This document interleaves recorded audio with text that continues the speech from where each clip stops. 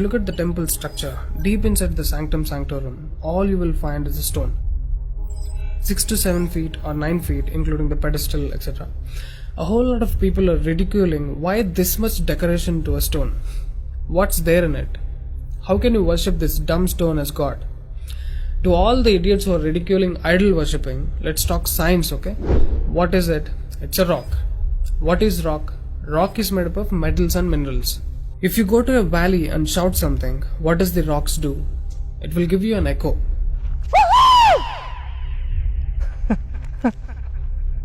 It's an open place.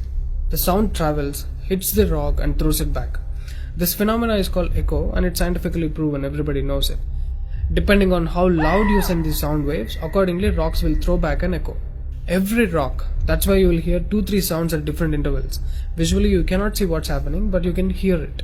This is in open space. Imagine if you're doing it in a closed place. What would be the amount of echo? Obviously much more than the open space. Let's get inside the temple. You will find a linga or a statue made of a rock. And it's placed in a closed wall structure with a galigopuram on the top. That means a pyramid structure with a tip pointing to the sky. There will be no ventilation. Tight packed and covered with stone walls to a precision where even the light cannot enter. Now, people send some sounds to the rock. Not just today, it's been practiced since thousands of years. They are sending some sounds to the rock continuously, right from the morning to afternoon to evening till night, every day. We all know that sound has a form. To all the lower IQ people, I'm going to show you a few experiments where particles form different patterns and forms due to various types of sounds. I saw a beautiful music video in this channel in which they show how water, fire, particles respond to the sound. It's an incredible experiment, you must watch it. It is a film to describe to you the effect of cymatic frequencies. Now, 72% of your body is water, 12% is earth, 6% is air, 4% is fire and the remaining is space. Don't you think this sound has an impact on your system? Look at how drastically the water is responding to the sound. Similarly, fire. In fact, everything in the cosmos responds to the sounds. That's why yogis of the past have always said sound is the basis of existence. Every form is a certain reverberation of sound. If you master the sound, you can play with the 5 elements. That's how the sages of the past used to walk on water, disappear into the air, walk through the walls, etc. In Harry Potter movie, what you have seen is just a fiction story. But here, we have got yogis who did all that for real. Even though there are many mystics who can do these things, not just them. You and I can do it if we attain certain mastery over the sound. You need a perception beyond the senses to do that. For that, you need to do a different level of sadhana. You can't do that in a laboratory through some dumb experiment. All those who tried either ended up neurotic or died an utter failure. Wasted a lot of money in the research. So except dhyanam, technically there is no other way. Sorry to disappoint the people who are lazy to yoga. Okay, sound. I recommend you to watch more such experiments in YouTube to understand better what I'm trying to say here. Inside the temple, they chant some mantras. What happens is, the sound will touch the stone and bounce back in different directions. Because it's a closed room, the sound has to pass out through the main door. And whoever is standing in front will be completely soaked in that energy. Now, what do they chant? Vishnu Sahasranamam in the morning and Lalita Sahasranamam in the night.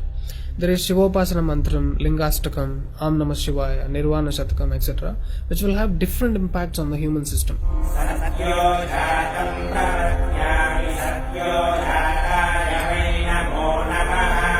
I really wanted to check what impact these sounds have on the human system.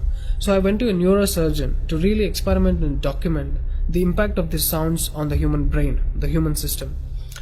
I took my friend Rahul for the EEG test. It's called electroencephalography, where you can see the brain activity, the activity of the nervous system of a person on a computer.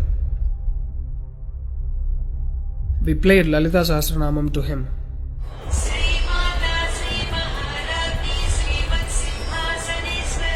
Rahul, relax your face.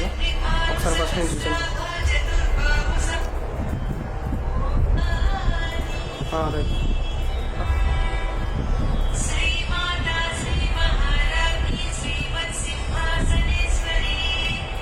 The kind of parasympathetic differences that he's getting is anonymous. Oh my god, then I understood. These sounds are engineered in such a way that the rhythm of the chant will go inside your parasympathetic nervous system and will put you into deep sleep within 3 to 5 minutes. First thing is, the chant is some thousands of years old. How could these ancient sages know that these sounds impact the parasympathetic nervous system? This they do it in the night. And in the morning they chant Vishnu Sahasranamam, the 1000 names of Bhagavan Vishnu. And again, these sounds are engineered in such a way that it will wake you up to a peaceful and refreshing state of mind. I'm sure most of you are suffering with painful wake-ups, with such an irritated mind that you can't sleep and you don't enjoy waking up. If you listen to Vishnu Sahasranamam in the morning, it will clear all these clutches in the brain and you will be super fresh when you wake up.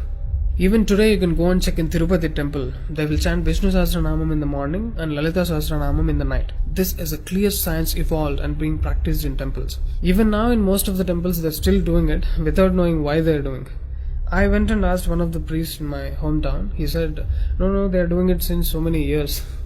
Or they will say something like, it's good for your health, you will get money, pregnancy, etc. This is one more reason why temples are ending up in ruins here. There is no one to talk about the science behind it. Why sounds and why the rock? So they call this rock as God, and when you chant for God, their idea is to benefit the human beings living in the city. It's a free service. Will your doctors treat you for free? But these temples are doing it for free, since ages. But now, these temples are under attack. It's time to free them from government's control. Temples' properties are being looted. They think too much of gold is available there. You know what? The temple design is such, there will be a Dvajastambam, which is made of some metal, usually gold or copper. Brass is a good conductor of sound, gold is an excellent conductor of electricity, and it has higher receptivity of the energy. To all the idiots who are worried about so much gold being used in the temple construction, just smack them with this video. This is a clear science and most sophisticated engineering that even the modern science has no clue of. There is much more to the design of the temple. The design is such, the energy waves reverberated by the gopuram will pass straight and touch the antenna kind of arrangement here and stored in the energy format. People are supposed to touch it, a lot of people touch their heads without knowing why they are doing it. And then you are supposed to walk into the space which is filled with this energy transmitted by the rock inside. Doesn't matter whether you are a Muslim, Hindu or a Christian, you can't escape the energy. You will be basked in the glory of that energy. You can actively feel the difference after you pass through the path.